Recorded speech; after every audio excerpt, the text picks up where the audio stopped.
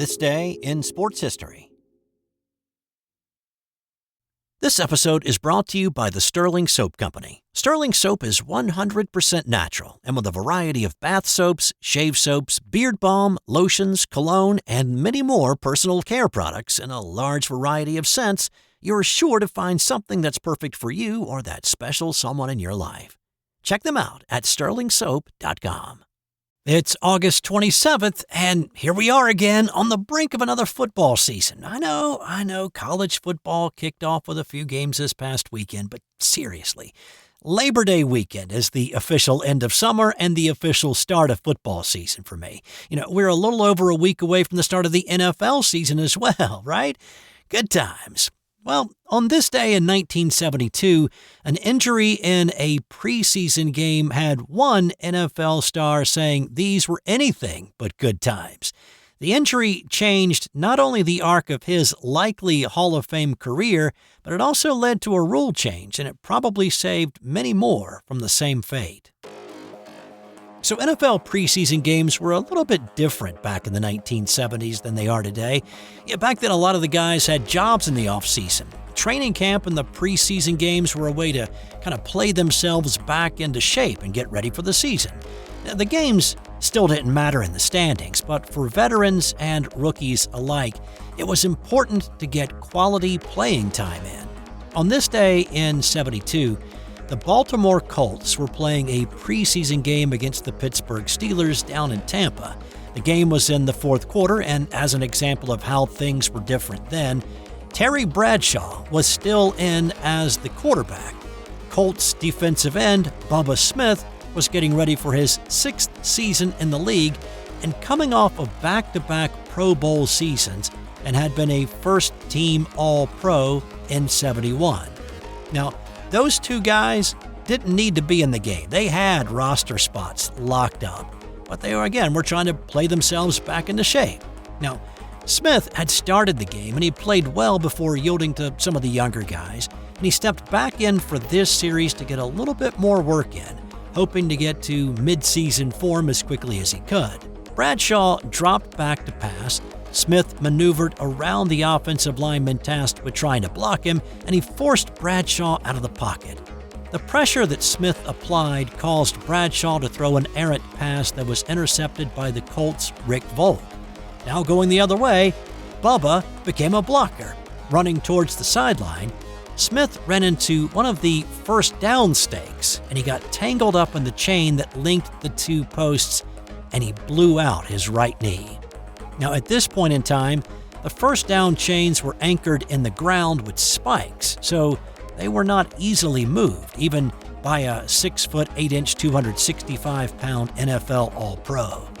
After a 2-hour operation was performed, it was determined that the damage was a whole lot more extensive than initially thought, and they ended up missing the entire 1972 season. The NFL quickly realized that an equipment update was needed, and so they mandated that all first down markers and chains would have a rubber cap instead of a grounded spike. Now, the rule was obviously too late to help out Bubba Smith, but it probably saved other players from similar fates. When Bubba came back in the '73 season, he was just a different player. First of all, the Colts released him, and he signed with Oakland. He played 2 years with the Raiders and then 2 seasons with the Houston Oilers, but he never could quite get back to that level of dominance he had prior to the injury. Now, sacks did not become an official stat until 1982, but Pro Football Reference has calculated player stats retroactively. In the 5 seasons before he was injured, it's been calculated that Smith had 43 sacks, with a high of 10.5 in 1968. In the 4 seasons after the injury, he had a total of 9.5. He was never voted as an All-Pro, and he was not invited back to the Pro Bowl. Prior to the injury, Bubba Smith was on a Hall of Fame trajectory, but the injury snuffed that dream, leaving lots of folks to wonder, what if he hadn't gotten tangled up in those first down chains on this day in 1972? On this day in 1997, Dennis Bergkamp scored what many believe to be the greatest hat trick in English Premier League history. Bergkamp and his Arsenal squad were playing Leicester City at the old Filbert Street Stadium on this night. Bergkamp got the scoring started in the first half with a gorgeous right-footed strike from outside the 18, putting it in the upper 90 past the outstretched arms of American goalkeeper Casey Keller. He got his second in the second half, applying a little bit of a heavy touch to a Patrick Vieira centering pass, but he outraced Keller to it, and he chipped over the top for a 2-0 lead. His third was an absolute work of art, though, as pretty as any Van Gogh, Rembrandt, or Vermeer hanging in an art gallery. Is there another goal in this game? Platt through to Bergkamp. Oh, what lovely control by Dennis Bergkamp. Oh, no, he scored! For Arsenal, a hat-trick for Dennis Bergkamp. What a marvellous piece of football. The ball was played over his head. He controlled it with his right foot. He popped it in the air to his left, cut it inside to get rid of the defender, and then he slotted it past Keller with his right foot. Despite Bergkamp's heroics, though, Arsenal could not hold the lead. An impressive set piece off a corner by Leicester late in the game, with the ball pinballing from head to head to head, with Steve Walsh scoring the equalizer for the Foxes, and the game finished 3-3. On this day in 1985, top seed and number one tennis player in the world, John McEnroe, was nearly bounced in the first round of the U.S. Open. McEnroe was also the defending champ, but really was not playing his best tennis at this point. He'd been bounced in the quarterfinals at Wimbledon in straight sets a month before by Kevin Curran. Well, on this day, it was a first-round match against Israel's Shlomo Glickstein, a player ranked 175th in the world. On the face of it, this should have been an hour-long straight-set walkover for McEnroe. But Glickstein had toppled a world number one before in his career, taking down Ivan Lendl in 1983 in Monte Carlo. And McEnroe got a lot more than he bargained for on this night, as this turned into a 4-hour, 5-set grueling nightmare.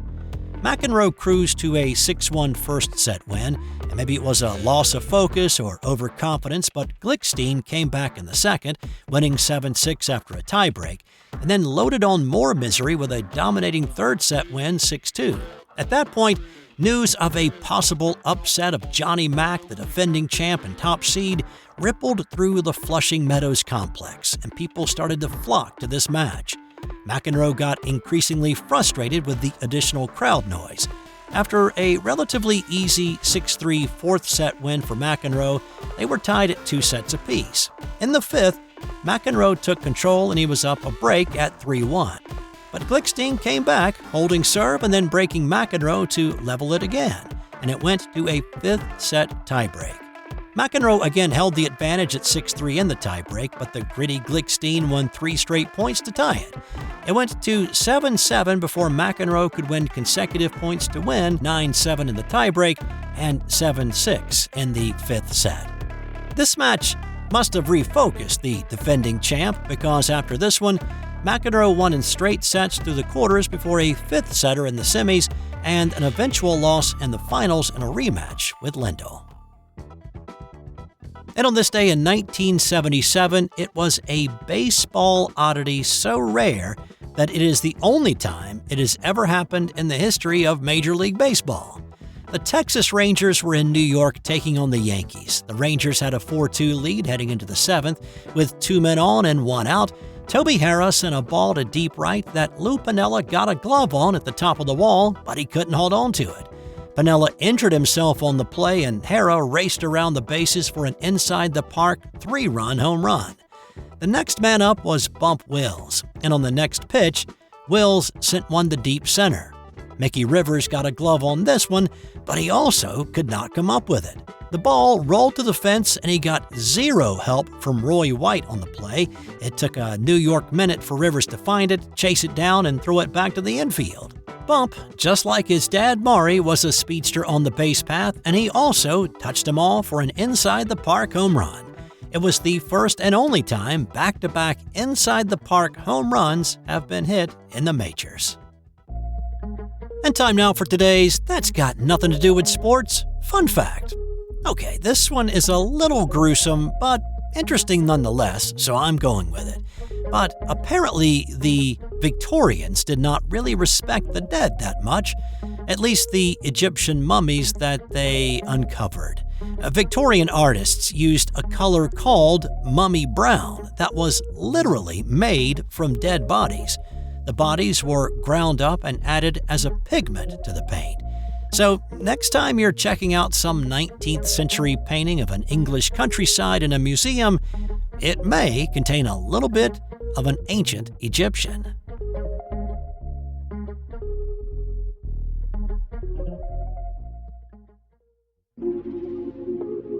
This has been an original Thrive Suite production.